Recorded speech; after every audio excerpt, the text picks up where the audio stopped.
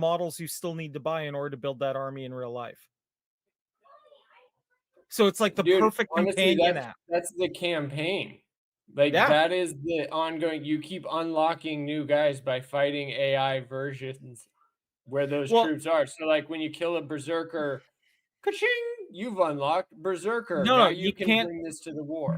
No, you can't do that because Games Workshop's issue with building a game like that has always been that if you build a game like that, people will stop buying the models. So what we have to do is make them buy the models to use our game. No, you can't against like competitive play. You can't do that because reciprocity. Games Workshop's the issue is you have to bring people in at the risk of them not wanting to go buy models. But if you have all of these tertiary and secondary attachments where it's like, if you buy the models, for once your Pokemon card translates. For once, the thing that used to just get you in trouble for wasting money on whenever you would go to the store with your parents, now it can actually have digital currency and you can use it in these fun games, and like I said, rank. And so eventually Games Workshop and Warhammer 40K can start hosting, and now they can do invitationals where it's like, if you win on the digital platform, we're going to set up a table con.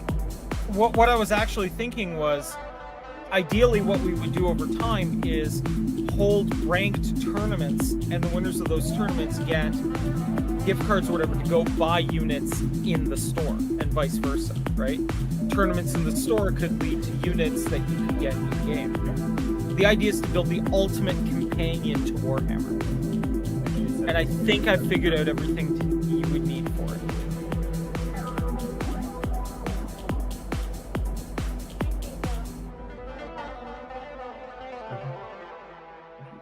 You get to play, but no more talking about the next guy. Already did. What was that last bit? Oh, I was just saying, like, what you can do is, like, have ranked events as an example, right? Mm-hmm. And then, you know, the winner of the ranked events in the web game, or like in the app, gets gift cards to go buy stuff in store, and vice versa, right? Well, no, so, like, honestly, that's where, like, you can do those kinds of rewards. You can also do, like, that's where you, especially Games Workshop wants to start bridging the gap with all of these other companies. Amazon, they can actually send you the rewarded figure in the prize. Like, now you're suddenly, like, there's buy-in from the community, and then there's also buy-in from the builders. And I think that's something that, like, everybody's lost, but also all these indie guys are proving over and over again is, like, if you let us develop and then you tell us, like, the craziest thing I've noticed is Marvel Rivals. Like, they've listened to all the TikToks, and that's crazy, but the real thing that they do is they actually listen to the community notes and the comments, and then they make updates according to that. And that's the proof that, like, the devs are willing to listen to comments if they're a dev-focused team. But if Games Workshop is so worried about, like, drying up a funnel, they need to rethink their product because it's imaginary, man. So it's like, literally, they have the ability to create waterfalls. And if they focus on the waterfall that is the IP, and from there, the funnels will solve themselves, right? Like, everybody that does like buying the mini cons would love the fact that they get to also see them on the big screen, and also maybe get a new idea for paint colors, new challenges for paints, because they see what other people are capable of. Like, a lot of that stuff is on Reddit, and a lot of that stuff is in See a Forum Here, forum.com. Yeah. But, like, the real reality... Listen, I gotta switch my headset. The battery's going on it, so give me a second. Okay?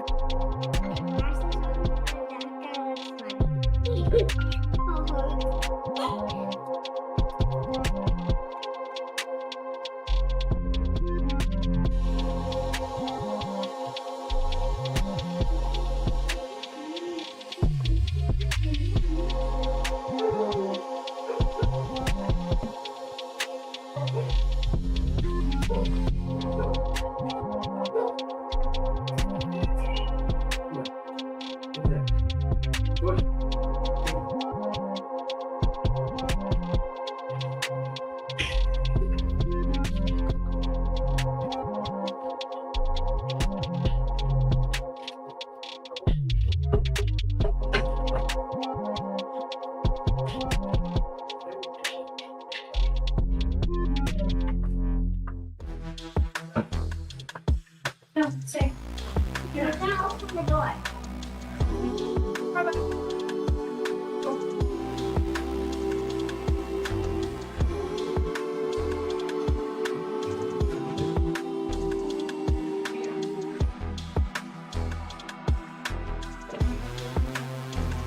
There we go. That should be better. Or the invite.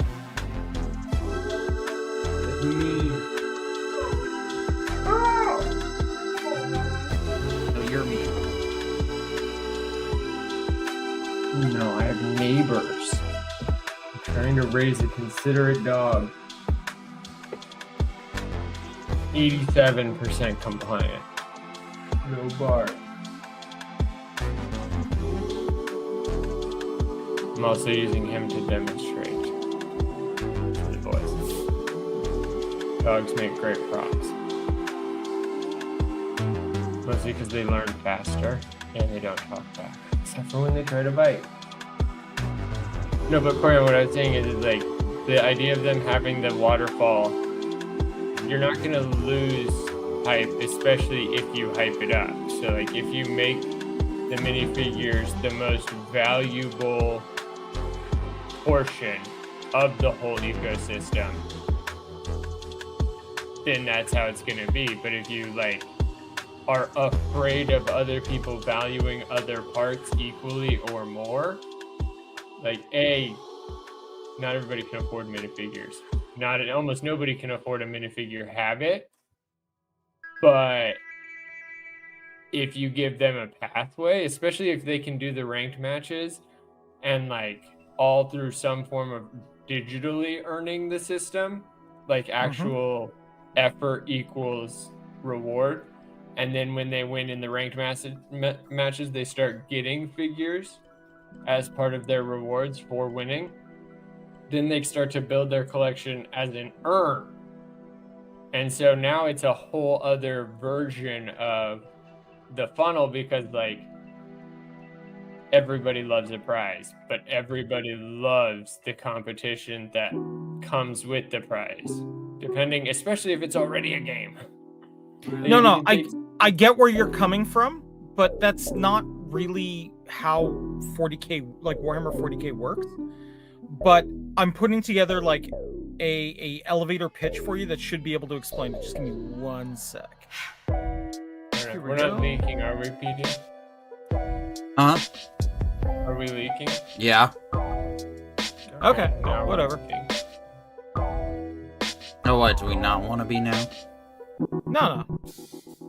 It's all good.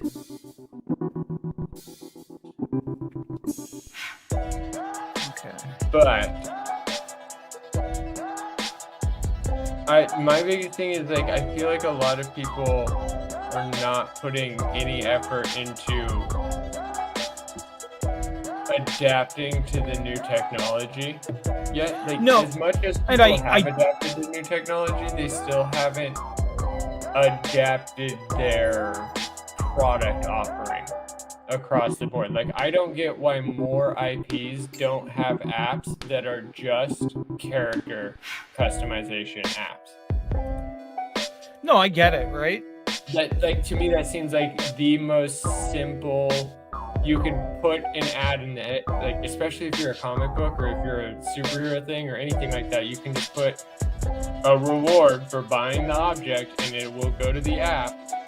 And it's just like Pokemon Go. Like Pokemon Go is still going. And I heard a bunch of high school kids playing it the other day at the bagel shop. So it's like the apps do work. It's just they're not talked about as much unless they apply to everyday activities. Yeah.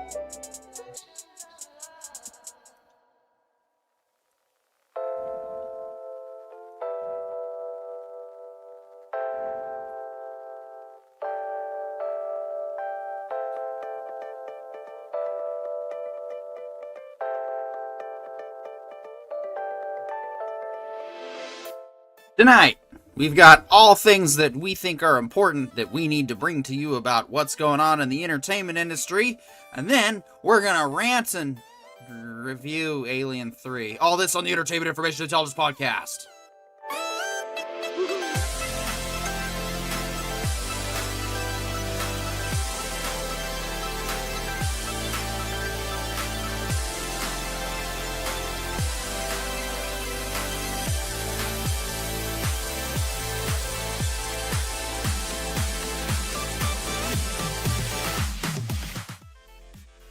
And welcome to tonight's Entertainment Information Intelligence podcast on Tuesday, October 21st, 2025. Of course, you wouldn't know that watching our thumbnail because I forgot to include the date in it. I knew I missed something, so can't ever get everything right on this show.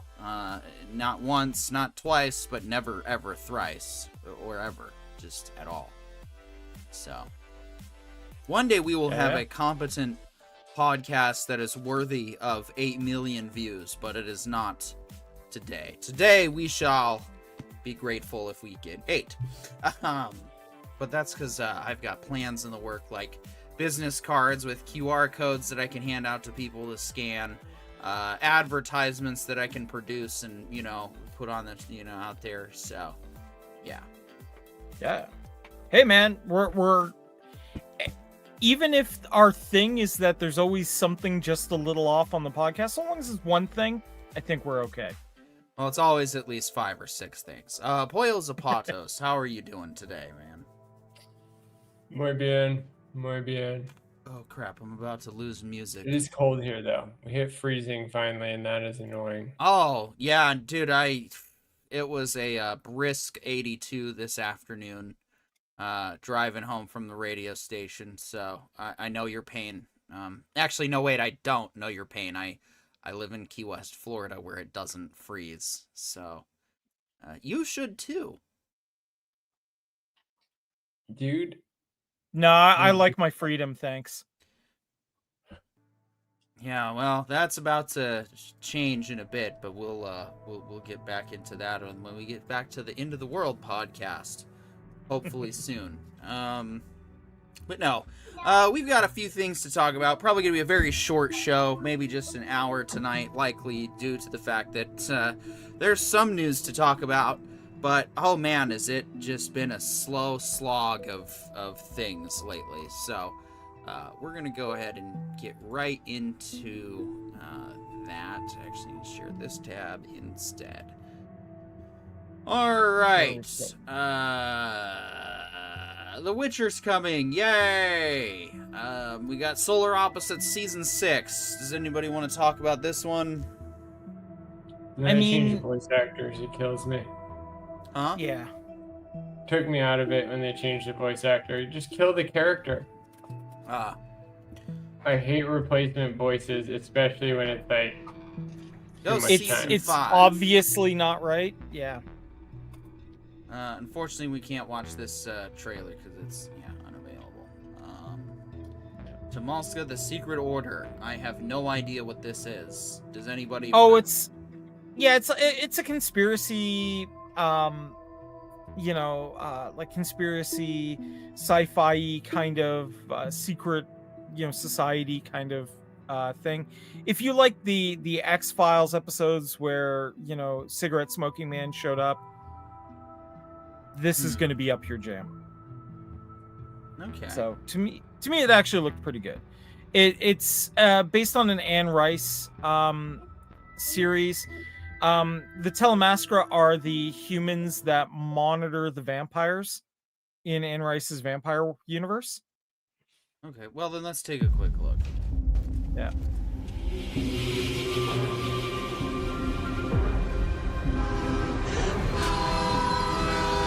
This was a warning. We'll need to replace her. Well, we appreciate your time, huh? Any firm would be lucky to have you. Something I can help you with? What do you want from me? There's only so much I can share. You're a spy. No. CIA. MI6. We want to hire you. Why me? You check several boxes. You're orphaned, secretive, smart, and you have a rare talent, Guy. You hear things others cannot. Who are you? Talamasca. We watch. And you're always there. Always there. Let me in. London Mother House has been infiltrated. All of the Talamasca's secret knowledge has gone missing. We may be destroyed if it should fall into the wrong hands. What do we have here? You're in danger. Where are we going? To my kill room. Relax. We're going to the basement. As you said, kill. Why would they put my mother's name in your book? Ask them. They're using you, kid. You were at the scene of a mass murder. I know there's a connection. You're hiding something from me. We all have ulterior motives. Gonna get that boy killed. You're in so much trouble. Go to hell. Oh, we're already there, baby.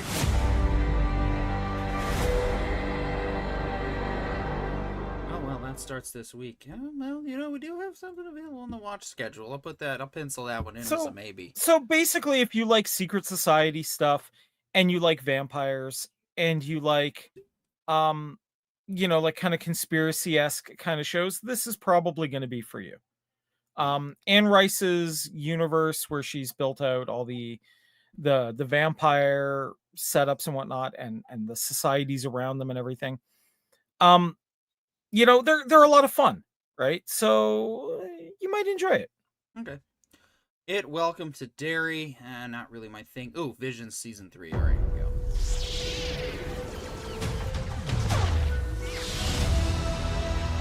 The path ahead seems so bright with possibility.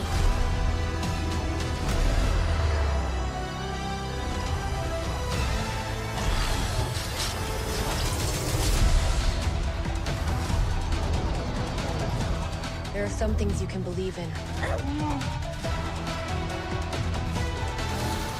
Even if you can't see them. It's all connected.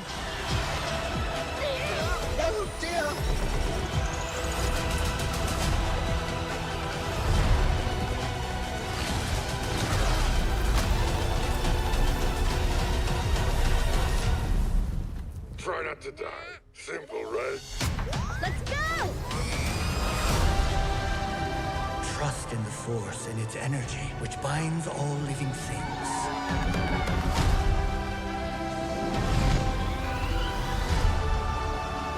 There is no balance without the light and the dark.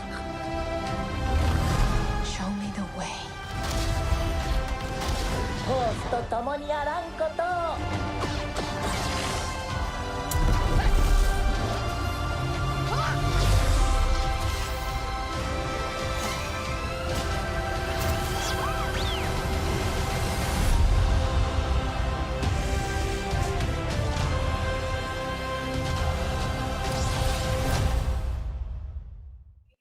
All right, yeah, we'll be. I'm here for all of it. I'm here for all of it. Oh my god. That's was currently so cool. Yeah, that's currently the best Star Wars that's available to watch right now. And we do know that they have been using Visions to recruit talent to tell stories in the Star Wars universe. Right. So if you are looking to, for lack of a better term, interview for your next favorite Star Wars series and ideas, this is what to watch. Yeah, I mean, the first one was good. I think I do need to catch up a little bit on the second one, but even then, I feel like jumping into this, you're not going to be too lost, and no, I hope to see more shows come from it. I kind of got the vibe that they are doing a little bit closer to Black Mirror, and I would say like Love, Death, and Robots, in that like some of these stories are connecting from the other seasons. It does look like it might be. I least won't the disagree. Art style is continuing. That was the only thing I noticed, especially with that pencil one that looked just like the samurai one, but darker. Yeah. And like more intense. So it feels like you might want to go back and watch that one if that wasn't in season 1. Yeah. Cancellation watch. That's a good one. And I'm excited to see where they're going with it. Honestly, the combination of samurai aesthetic mixed with the I don't know what that's called when they wear the power-up suit, the Iron Man suit type anime. But like I am here for that because Star Wars technically contains both. Right. Like, if Anakin Skywalker can build C-3PO, somebody living in a slightly more privileged world with even half of Anakin's know-how and Jedi sensitivity could technically do that, right? Like, Princess Leia theoretically could have gotten away with having a mech suit. Right. Yeah. Yeah. All right. Well, down here we have cancellation watch. Alien Earth continues to slip. James Gunn casts doubts on Peacemaker season 3. Well, guys, I think we got an article live in the show we need to follow real quick. They want me to subscribe. Look, I'll think about it. Yeah. Alien Earth series slipped to a .07 rating based on same-day viewing for the 18 to 49 demographic with 478,000 total viewers for its season finale on FX. That is a low point Which, for the... yeah, I mean, which we all agree it was a really bad episode. Oh, yeah, no, it was terrible. Peacemaker, the DCEU entry, did not make it into the Nielsen streaming ratings for the second week. The creator, James Gunn, has put a damper on hopes for a third season. Honestly, I just put hopes on a whole... The Gunniverse isn't quite pulling it out, and that's unfortunate, but not to be my unexpected. biggest thing, so. I listened to Critical Drinker, and I do agree the difference with Gunn is that he still has the opportunity to set sail. Like, regardless of how rocky the initial is, if he finds his groove, he could theoretically land. And I think that like, the more we cheer on the attempt rather than denigrate it because we don't like this one, like, honestly, the way that they released the Marvel Cinematic Universe was probably the most coordinated effort ever. Yeah. To copy that is plagiarism. To attempt your own is borderline arrogant.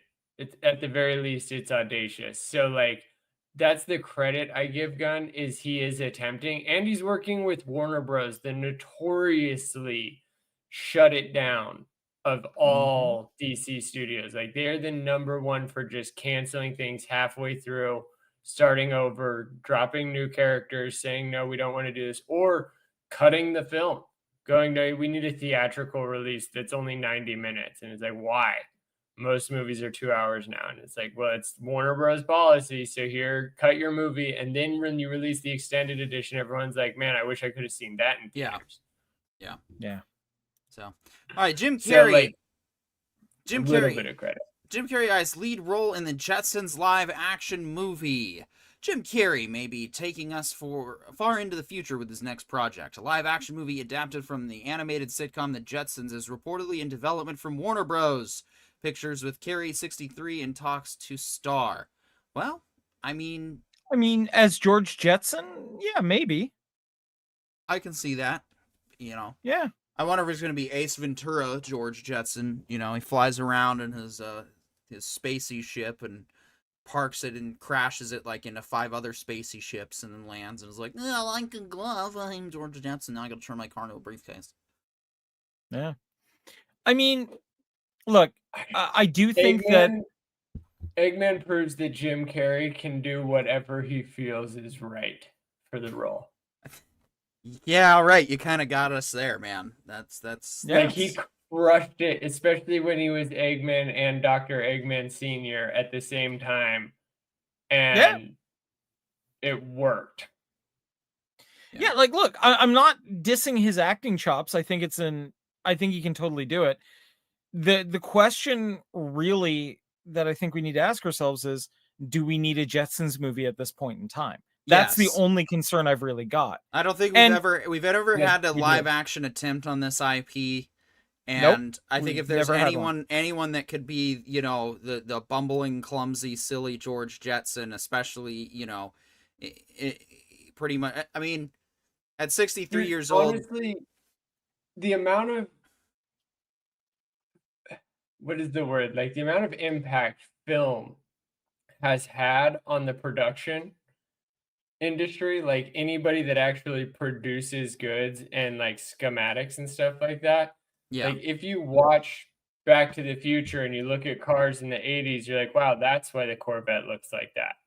That's like a lot of cars started mimicking popular culture, and a lot of designers started like mimicking popular culture. And so my theory is that if we do more modern adaptations about sci-fi futures that are more whimsical, like the Jetsons, and especially if we get somebody like Jim Carrey in there, where it's truly whimsical and not so far like Futurama dystopia or any of the other more like adult or dark themes, if it's purely the Jetsons where it's like future is working out great and we've done some things, that kind of film could lead to more innovation just because we are smarter than ever before. Right. Like, I feel like now is the best opportunity to start really reshaping what our future looks like. Less Blade Runner, more Jetsons. So what you're saying is you really, really want your flying briefcase car. Oh yeah, dude. Honestly, Transformers that aren't like autonomous robots, Yeah. probably the greatest future ever. I would love if my like devices had multi-functions. Yeah, fair enough, right? I mean, I kind of want my giant robot car from Magus XLR, but you know, that's my thing. Honestly, just any flying car at this point. I feel like it would be so fun. All right, the Stranger Things spinoff, everything we know so far. Gonna analyze this article a little bit by these two writers here, Lauren Puckett Pope and Juliana. Good luck with that last name. Although the end of Stranger Things as we know it is rapidly approaching, Stranger Things, the franchise, is only just heating up. Okay. Yay. Like Game of Thrones. Well, this article's just off to a great start. And countless mega IP institutions before it, the sci-fi horror series is capitalizing on a hungry audience and a streamer eager to boost its numbers. Brothers Matt and Ross Duffer, whose brainchild has become one of Netflix's biggest hits, confirmed a spin-off of the series is on its way, but you need not worry about the gut of repetitive content. The brothers swear the spin-off will, of course, be something very different. Here's what we know. Probably not Eleven or her pals. Okay, I'm kind of interested now. As the Duffers told Josh Horowitz's Happy and Sad Confused podcast, when Stranger Things Season 4 hit Netflix, I've read those rumors that there's going to be an 11 spinoff, that there's going to be a Steve and Dustin spinoff, or that it's another number from Dr. Brenner's lab. That's not interesting to me because we've done that. Oh, Did yes. we talk about something this similar? I feel like when we found out, remember, it's not Stranger Things 1980s, it's Stranger Things in your 80s. Yeah. Right. I feel like is that more of what this is talking about again? Well, they're saying it's gonna be different, guys. Like. Well, no. Remember, we found out that they were casting 80-year-olds for it already. Oh, I feel like we read an article last week about the new Stranger Things. Is this the same one? No, this is a different series. I think that had to do with season 5. Is it a different spinoff? This is yeah. Well, let's give them a chance here. Let's read the article and see what we get. Yeah, the later added, the most important connective tissue, I would say, is the storytelling sensibility of it. There is story that connects to the Stranger Things world, but it's really is more about how we're telling that story. To further clarify, this said the spinoff would be 1,000% different from the OG series. So, maybe Stranger Things, but in the 90s. That impeccably vague description doesn't give us much to go on, but again, sounds like the connective tissue will likely be an appearance from the Upside Down.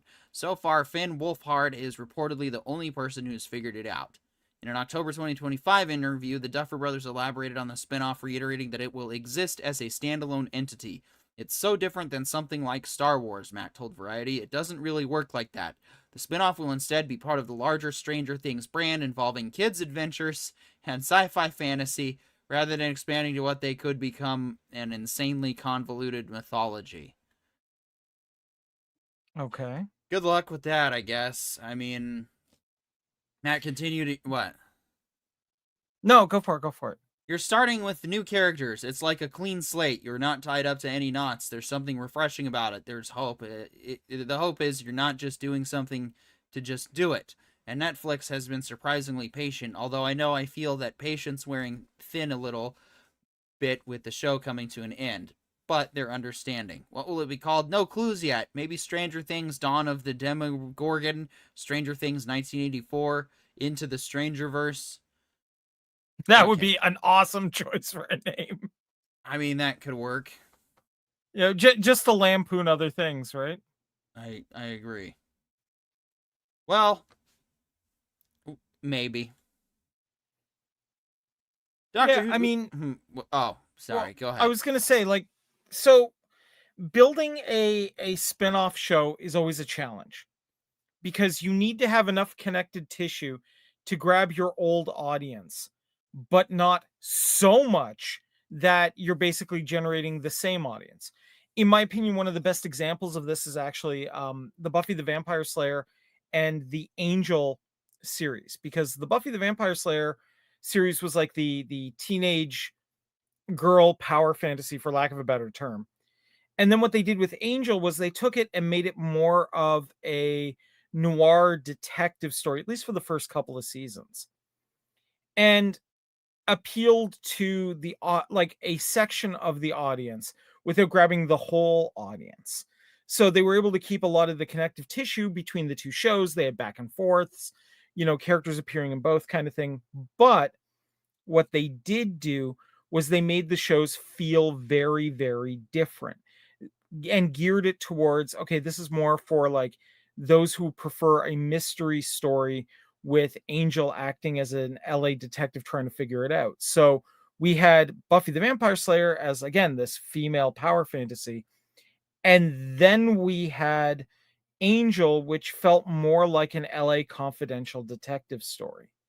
So this can be done, what they're explaining, but I think they have to be very careful to make the connective tissue stretch, but not snap, and still be close enough that they can keep the same grouping of fans. I mean, that's my opinion anyway. John, any thoughts?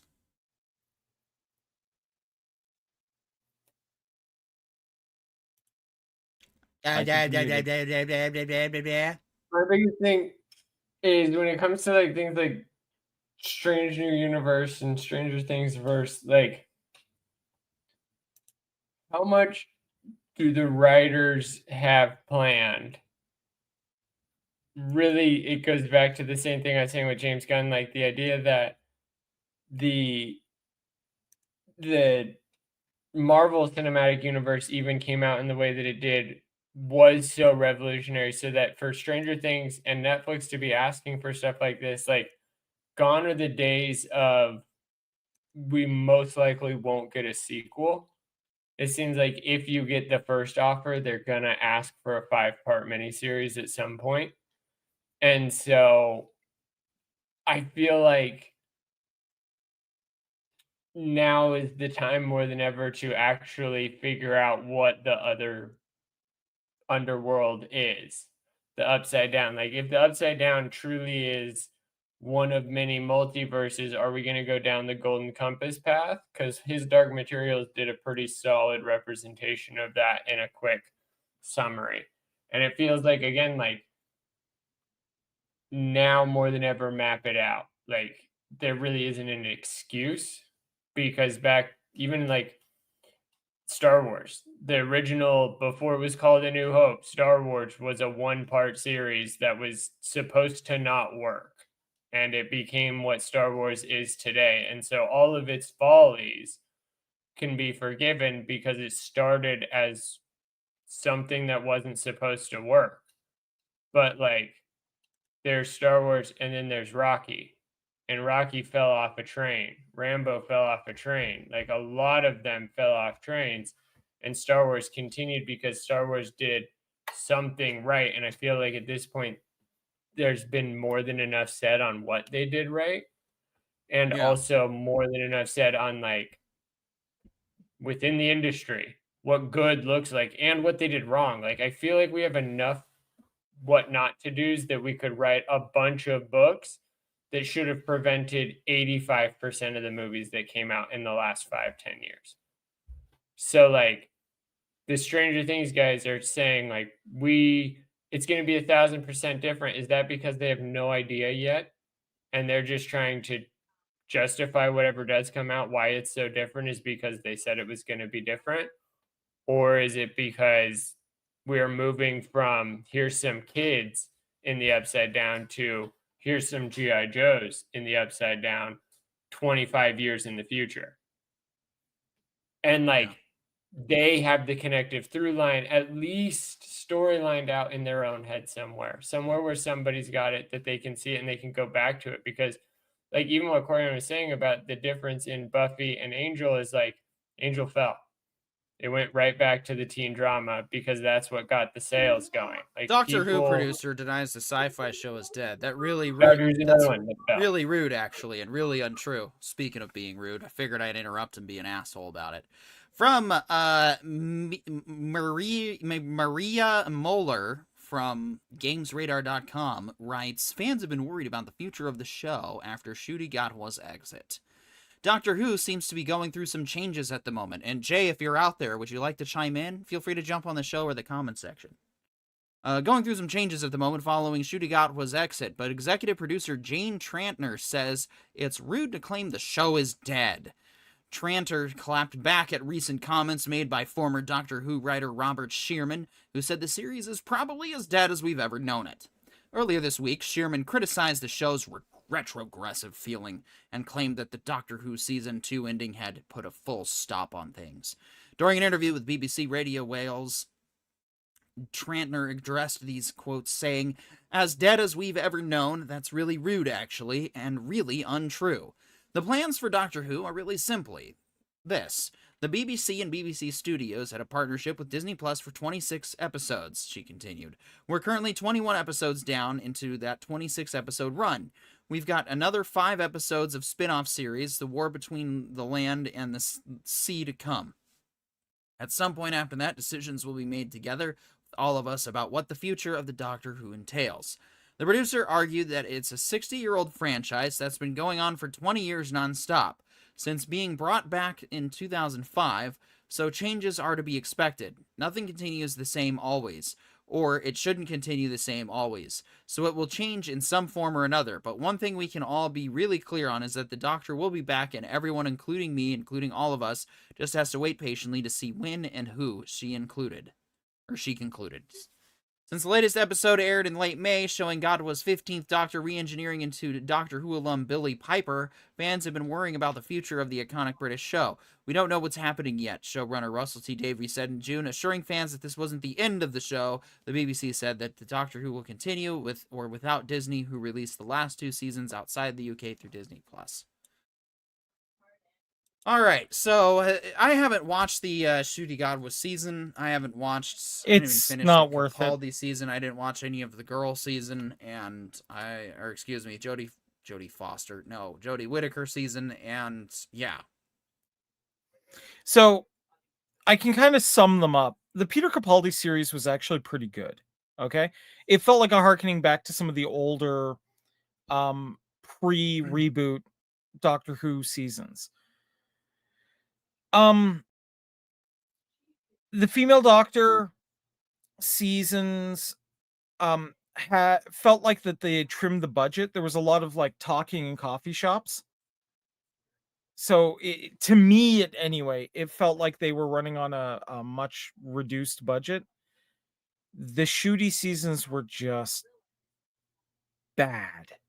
I don't know how else to describe it. They lost the plot in there somewhere. And I don't know what was going on there.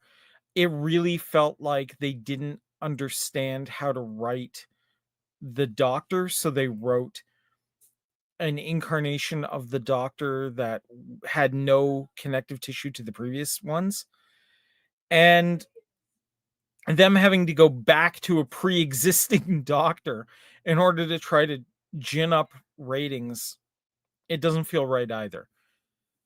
I think it's time to let the to let it go gracefully into the sweet night, at least for about 5 years, and then reboot it again when you've got some fresh perspective and you can sit down and say, okay, the writing's going to be really tight, and put together a Bible that's going to work for it. But I mean, that's just me.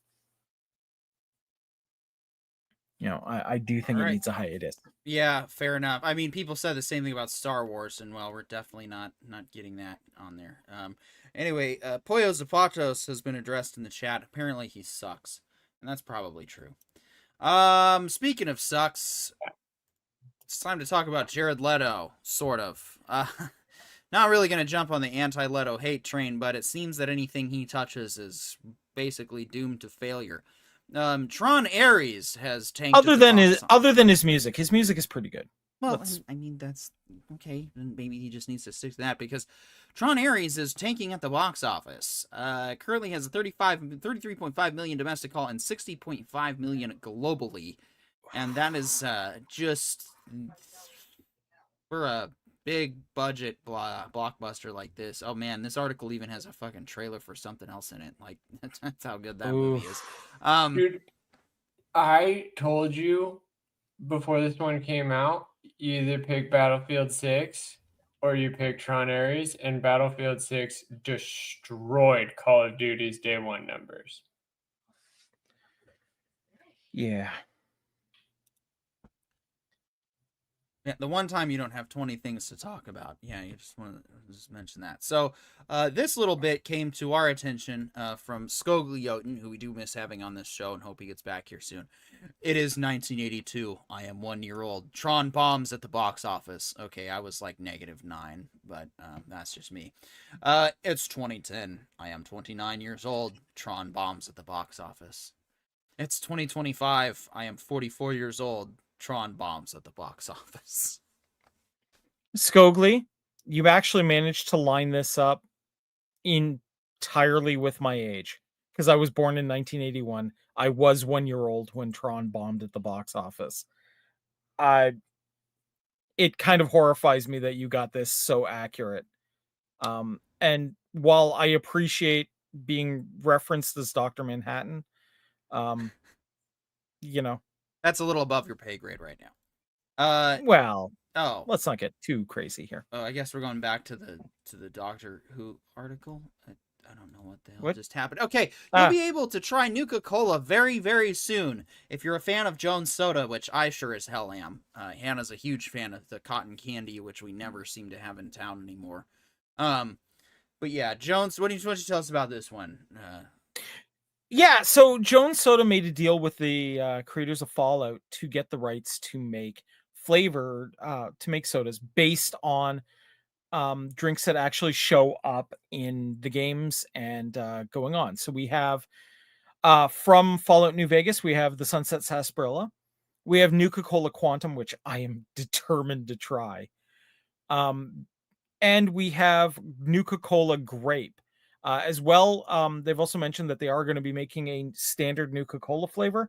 This is to celebrate not only the games, but the return of Fallout for Season 2. Yay! And the 12-pack is going to be available in select stores soon, but you can apparently pre-order it from the Jones Cola website. Right on. Yeah, I'm absolutely down for this. This just seems like awesomeness. All right. Escape from Duckov has sold over 500,000 copies on Steam in its first 3 days. Hit peak of 180,000 concurrent. So I think I know what I'm playing this week. I'll have to see. It sounds like a rubber ducky version of Escape from Tarkov. Yeah, that's exactly what it is. It's Escape from Tarkov with rubber ducks. Rubber ducks. Yeah. I might have to. All right, time to go ahead and just completely take a total shit on this stream and completely ruin the mood to talk about one of the worst movies ever fucking made, and that is Alien 3. So instead of reading a summary like a competent news show runner, I'm actually just going to do whatever snootful I've managed to start myself up with this lovely bottle of wine that our roommate gifted us a year ago as a welcome to Key West present, but I guess I decided to celebrate my first full year in Key West with it on this show instead. Mm-hmm. So here we are. So let's see. Alien 3 starts off with a very creepy credits scene that pretty much establishes where things are going. So our heroes at the end of Alien 2, or Aliens, whatever, they all die. Well, okay, eventually. But everybody else, the girl gets killed because the thing breaks the seal and she suffocates. So that's pretty dark. I'll give it a little credit for being a little ballsy and dark to start that off.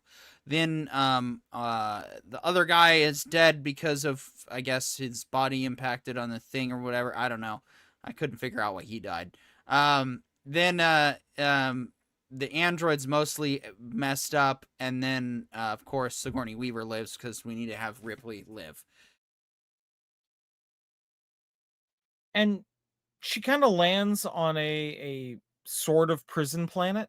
A male, like double Y chromosome. Does that imply like they have two dicks or something and no butthole? I don't know. I couldn't figure it out.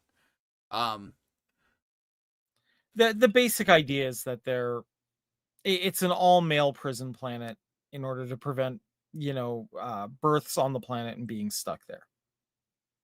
Right. Let's go with that. Generations of prison. Yes. And they, of course, have found Jesus. Praise the Lord, or lords. They never really say exactly what they worship. It sounds like some weird... I'm going with the Lords of Kobol.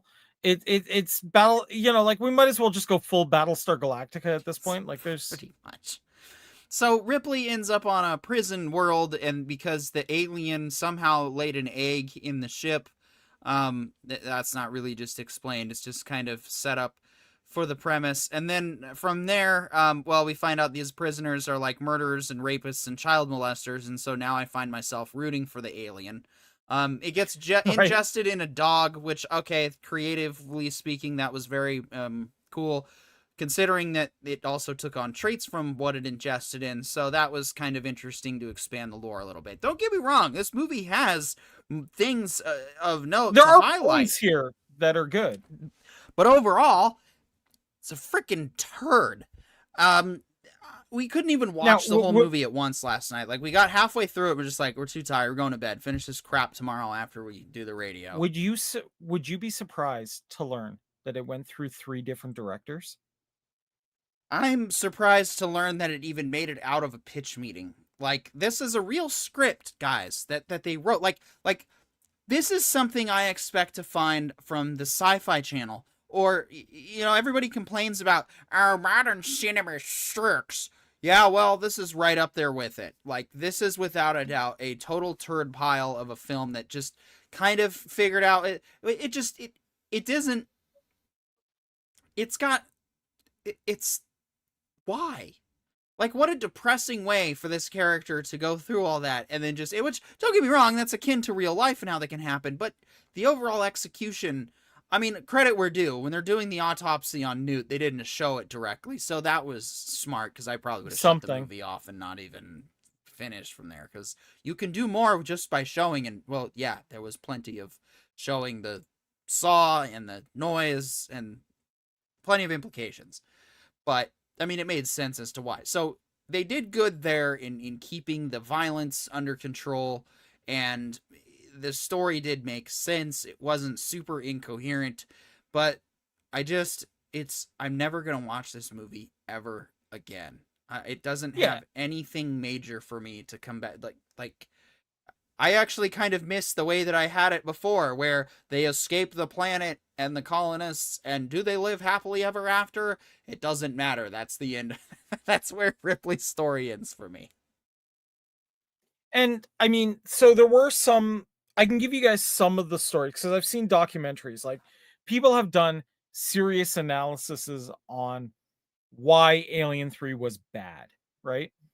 Some of the big points on it were the studio really didn't have faith in the movie. There were constant budget arguments. They had 3 different directors. Like, they went through 3 different directors. Where they were filming it, the actors absolutely despised where it was being filmed. The story was, like the screenplay was written in a very weird, janky style, and Sigourney Weaver made it clear that she was only going to do another Alien movie if she died. So they had to kill off the character by the end of it. Okay, I don't have an issue with that in particular. No, I'm not saying that. I'm not saying it's an issue. I'm just saying that, like, these are some of the constraints that they were working under, right? And, I get that they kind of wanted to get her, like, out of it in, like, a space, like, in a space like Mary, Virgin Mary kind of way. Almost like that's what it felt like cinematically. This movie, if I remember correctly, was either very close to, like, there was some sort of crossover between, like, G.I. Jane in this, and the idea of a woman shaving her head off was like a big thing at the time, or women shaving her hair off was like a big thing at the time. So they wanted to me, it just incorporate comes that. across pre-woke. Yeah, like it to me, it doesn't work. It's a silly premise. It's a silly story. Yeah. Is ultimately what it boils down. It's just silly all around. It's like, yeah, no. There was, you could have had them find another colony, end up on another ship, and she sacrifices herself so they can make it to Earth. Any number of things. Instead, we just absolutely. get this weird, convoluted prison planet nonsense. Yeah. No, exactly. I'm not even arguing it. Like, I'm not trying. Don't get me wrong. This movie is not good. But what I'm saying is, this movie had so many production problems, they should have shut it down and then waited a few years and then tried a different direction. Yep. I completely agree with that. John, you had some thoughts to share about how Alien 3 ties into Alien Earth. So, dude, Alien 3 is why I was giving Alien Earth so much room. Like, so many people were talking about how Alien Earth, or how Aliens was this great movie. Alien was even better. It was this, like, cinematic sci-fi horror that revolutionized everything. And going back and watching it, I was like, okay.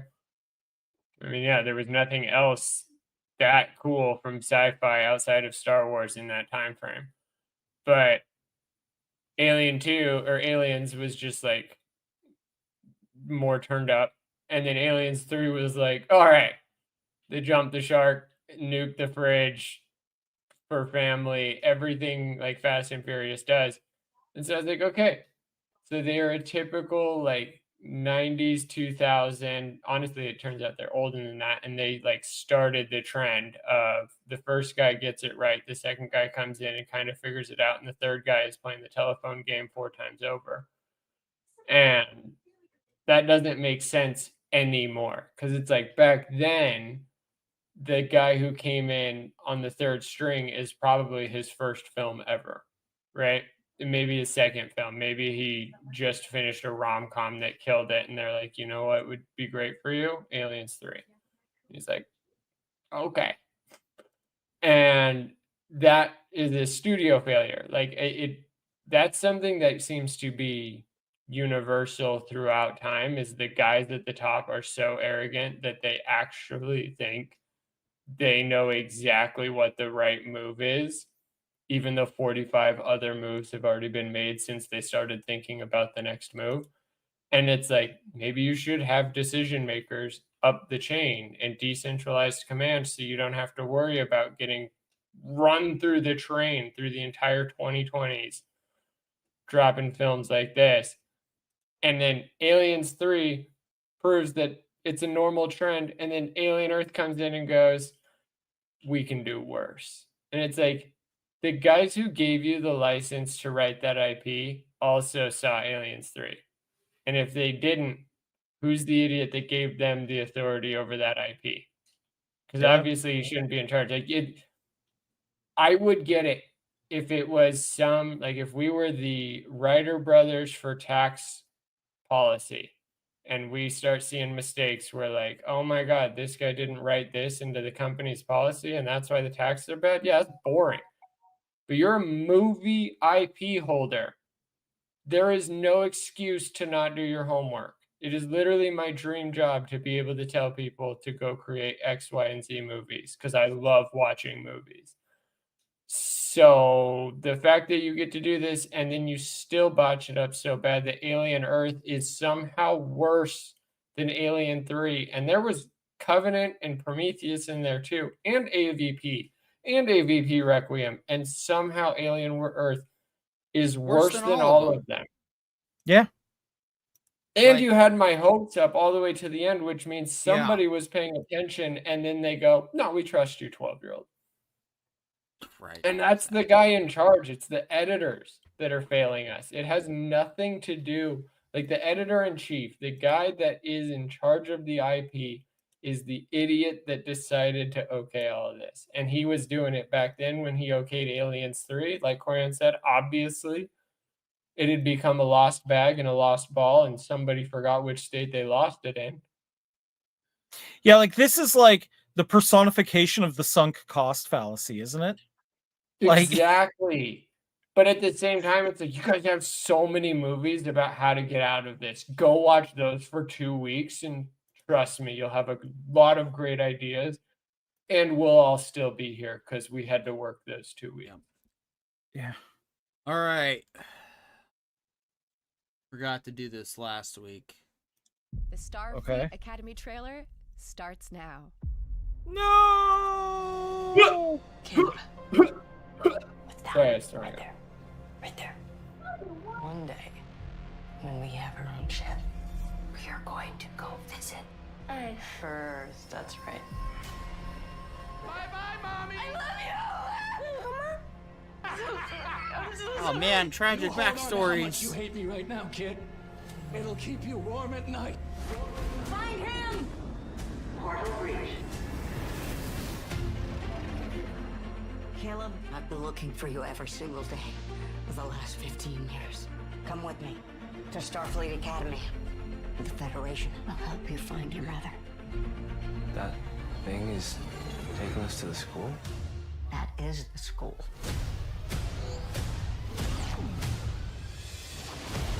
Being a cadet in Starfleet Academy means being open to the people around you. I understand. Sometimes I feel invisible, but mostly awkward. Let's go! Show me you're worthy of this uniform! I want to be captain. I need to be captain. My family, you're either the center of the universe or you're nothing. A warrior does not let a friend face danger alone. I've spent my whole life getting away from stuff, letting someone in. It's hard. If I lose control, I can hurt people. Doesn't scare me. I'll owe you something. It is coming with a big red bow just for you.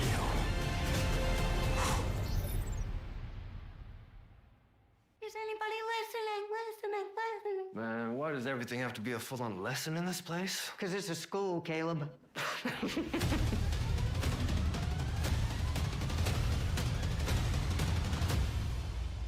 It's time for you to stop telling the story. Be a part of it. Oh, I have shit, a I wasn't in question. proper MST3K mode. Whoopsie. I failed. I can't do podcasting anymore. Anyway. I have a question. If it's why, I mean, you join the club. No, can a trailer be tried for treason?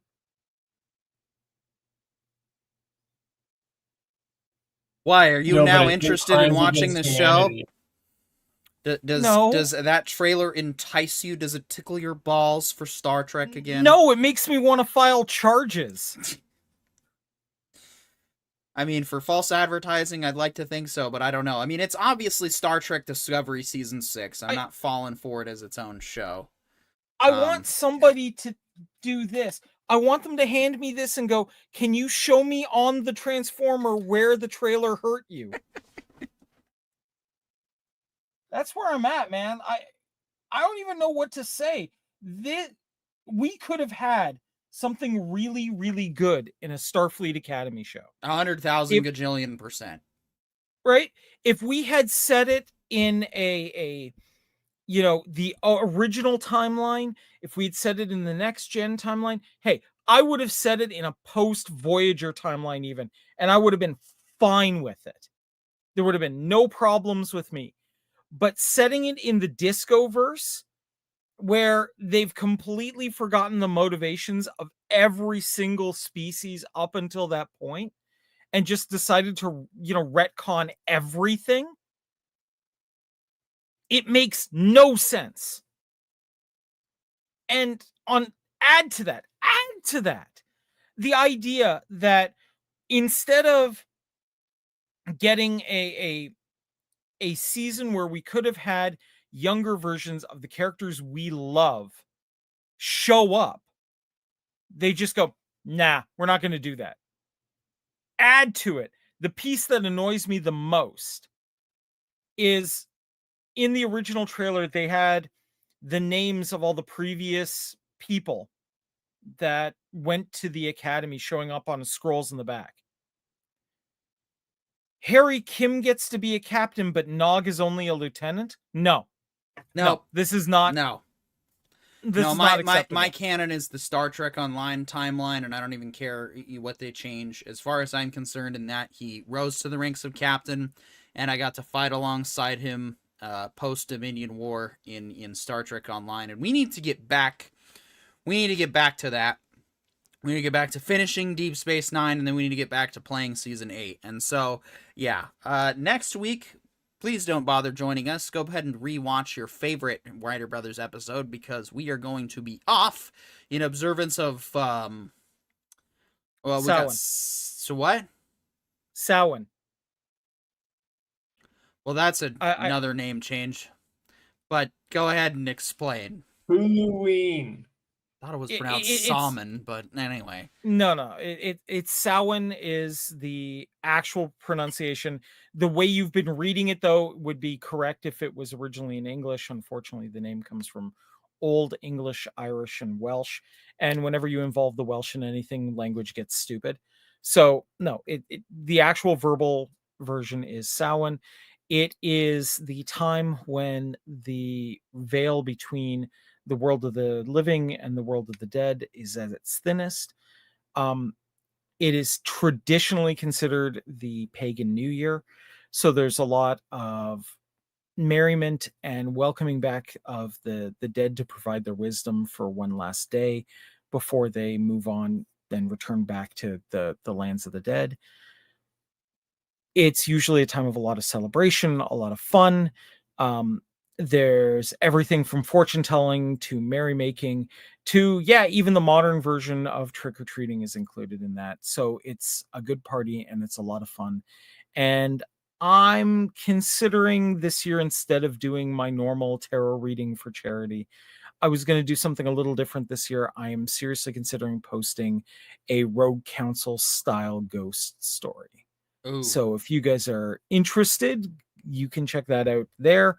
I'm hoping I can talk the Writer Brothers into doing some sort of simulcast of it, and we'll see how it all goes. But yeah, guys, that's what I got for you.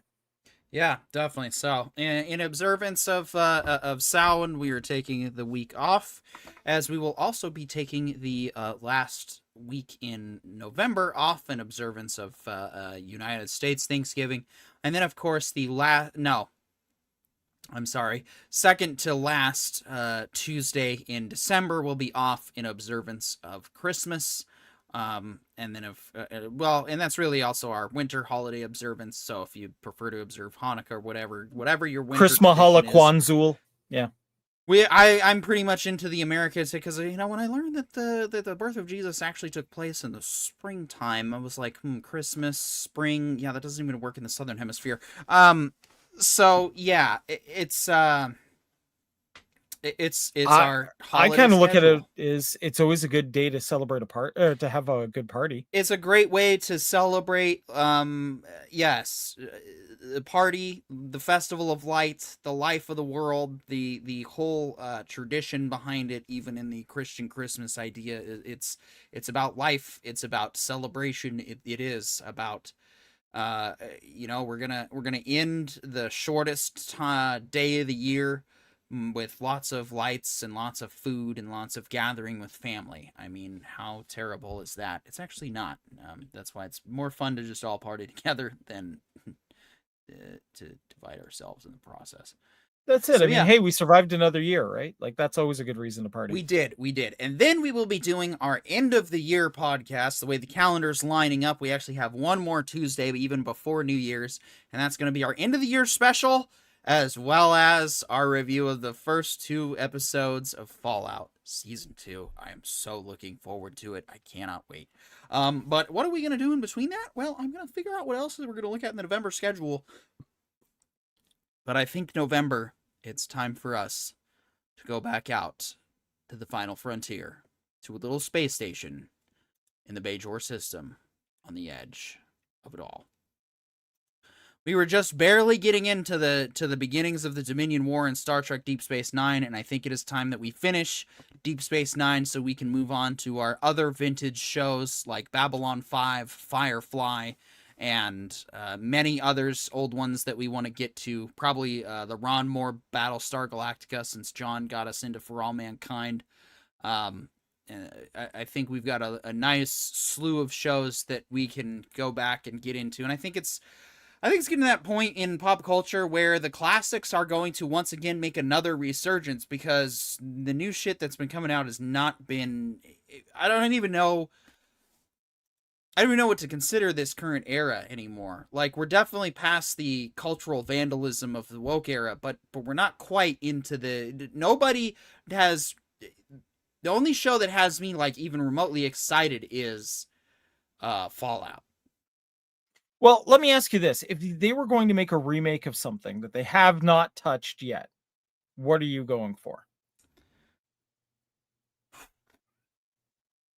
Remake of something, if it has to be an IP that hasn't quite... I mean, I'm excited for the Jetsons live action. That has not been done yet. So, yeah, that I think already has it. Fallout was amazing. So, I mean...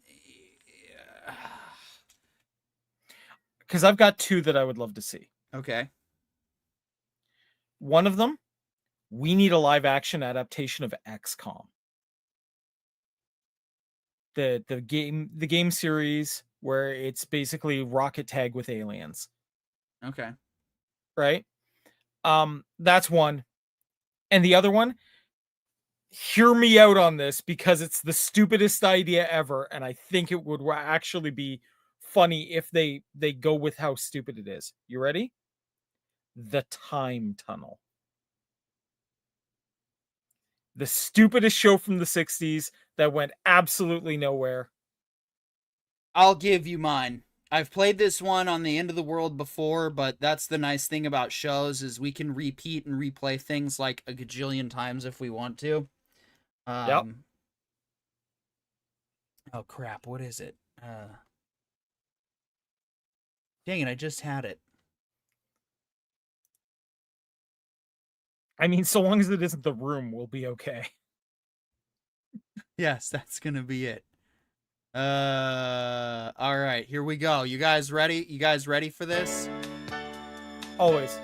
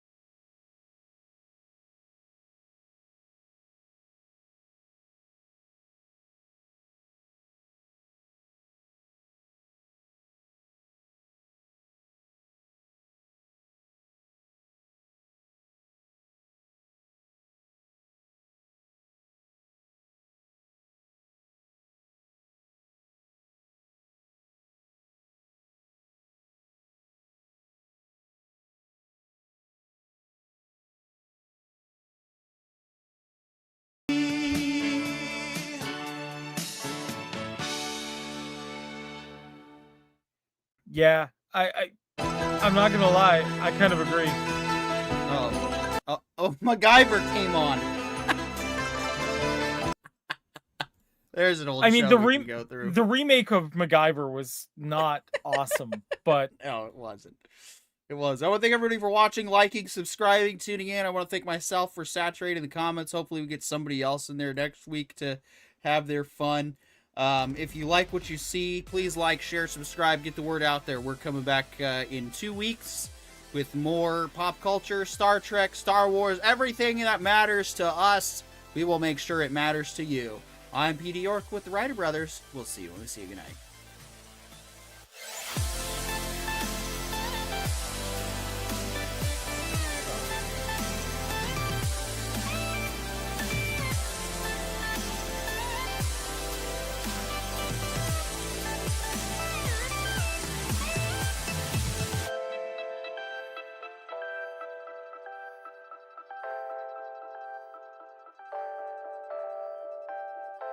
This has been the Entertainment Information Intelligence Podcast from the Writer Brothers. The Writer Brothers, restoring respect in a discourse. Good night.